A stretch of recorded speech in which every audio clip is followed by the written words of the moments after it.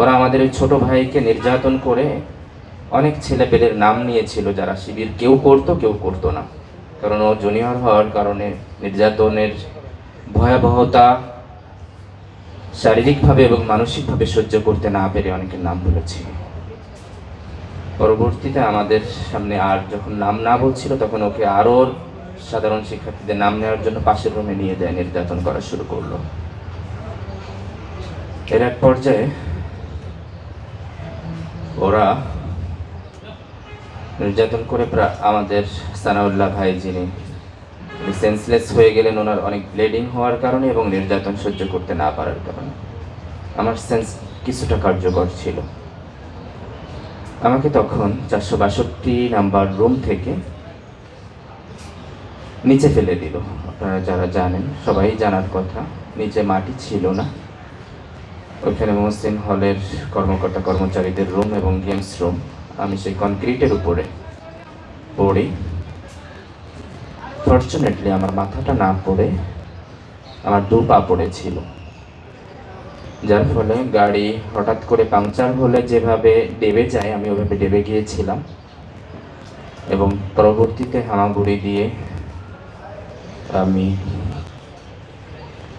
মহসিন হল এবং সূর্য সেন হলের সম্মানিত শিক্ষকদের যে আবাসিক কোয়ার্টার আছে ওই কর্নার দিয়ে হামাগুড়ি দিয়ে একটু সামনে আসছিলাম, কারণ এর মধ্যে আমার পা ভেঙে গেছে হাঁটুর উপর ভর করে এবং হাতের উপর ভর করে সামনে এগোলাম। তখন আমি আগেই বলেছি, ক্যাম্পাসে কোনো রিক্সা বা যানবাহন ছিল না, যেহেতু গণজাগরণ মঞ্চ ওইখানে অনেক বেশি জনসমাগম হওয়ার কারণে কিছু ছিল না। আমাদেরকে নির্যাতন করতে করতে সন্ধ্যা হওয়ার পর হয়ে গেছে। আমি হঠাৎ করে দেখলাম একজন শিক্ষার্থী সাইকেল নিয়ে, সম্ভবত আমাদের ওই শিক্ষার্থী ভাই টিউশন করে এসেছেন। আমি বলেছি, ভাই আমাকে একটু ক্যাম্পাসের পাশে রেখে আসবেন? তখন স্বভাবতই উনি বললেন না। কারণ না বলার পিছনে কারণটা হচ্ছে, আমার শার্ট প্যান্ট সব কিছু ছিঁড়ে গেছে, আমার মাথা থেকে নিয়ে পা পর্যন্ত বিভিন্ন জায়গা থেকে রক্ত বের হচ্ছে এবং আমার পায়ে কোনো স্যান্ডেল নাই। আমাকে দেখে মনে হচ্ছিল চোর, কারণ আমরা বিভিন্ন হলে যখন বিভিন্ন জিনিসপত্র চুরি হয় তখন চোরকে এই লেভেলে মারা হয়। আমার মারের ধরনটা আসলে চোরের চেয়ে অনেক বেশি ছিল, কারণ আমার অপরাধ ছিল আমি ইসলামী ছাত্র শিবির করতাম এবং ছাত্র শিবিরের মহসিন হলের সভাপতি ছিলাম। হিউস্টনে রকিং টেস্টি, সীমানা ছাড়াও নিজেকে হারাও। আমি ওই ভাইটির কোনো দোষ ছিল না, দোষ ছিল আমাদের গেস্ট রুম গণরুম নামক এই ভয়াবহ সংস্কৃতির। এরপরে সূর্য সেন হলের এবং মহসিন হলের টিচারদের ওই কোয়ার্টারের এখান থেকে সামনে থেকে আমি হামাগুড়ি দিয়ে আস্তে আস্তে সামনে এসে রেজিস্ট্রার ভবনের সামনে যে আমাদের পরিবহন পুলের বাস থাকে ওর তলে হচ্ছে আমি আত্মগোপন করলাম। এর 5 থেকে 7 মিনিট পরে ছাত্রলীগের ক্যাডার মেহেদি, তুষার, বিপ্লব, আস্তানা বিব্রানা, আবু জাহিদ রিপন, জাহিদুল ইসলাম সহ সরকার জহির রায়হান সবগুলো হচ্ছে দ্রুত চলে আসলো এবং আমাকে গাড়ির তল থেকে টেনে বের করে বলল, হাঁট, এটা আবার হলে চল। তখন আমি বললাম, তোরা তো আমাকে মেরে ফেলে দেওয়ার ফলে আমার পা ভেঙে গেছে, আমি আর হাঁটতে পারবো না। তখন ওরা আমাকে বললো, তোর এই ভাঙা পা নিয়েই তোকে হাঁটতে হবে। এই বলে আমার ভাঙা পার উপরেই আবারও স্টাম্প, রড এবং অন্যান্য সরঞ্জাম আদি দিয়ে আবারও অত্যাচার শুরু করলো এবং আমার 2 হাত ধরে রেজিস্ট্রার ভবনের ওই সামনে থেকে পিচের রাস্তা দিয়ে টানতে টানতে সামনে নিয়ে আসলো। যেহেতু কোনো রিক্সা ছিল না, অনেক দূর পর্যন্ত নিয়ে গেছে। মহসিন হলের একটু সামনে যাওয়ার পরে একটা রিক্সা পেয়েছি। তখন রিক্সার যে আমরা যেখানে পা রাখি সেই পা রাখার যে জায়গাটা, ওইখানে আমাকে চাউলের বস্তার মতো যেমন আমরা রাখি ওইভাবে রেখে মহসিন হলে নিল।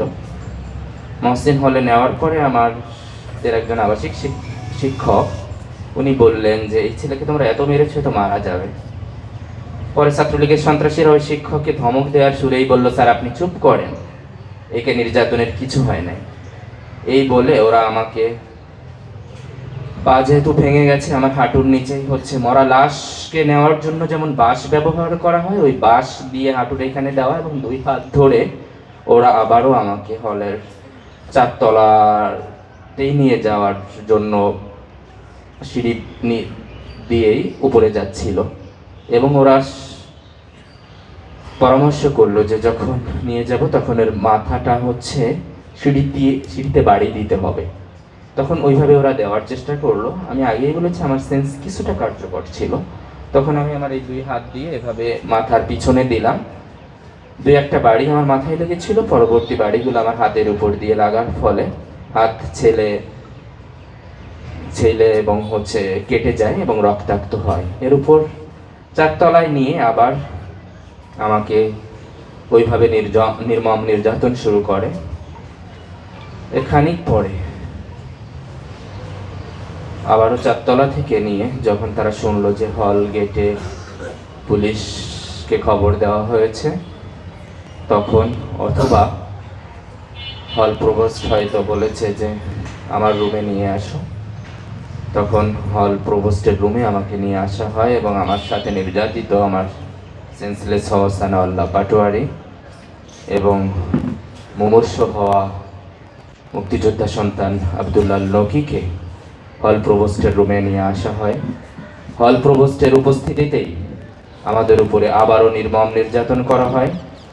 মৃত লাশের উপরে যেভাবে আমরা 28 অক্টোবর 2006 দেখেছি, লাশের উপর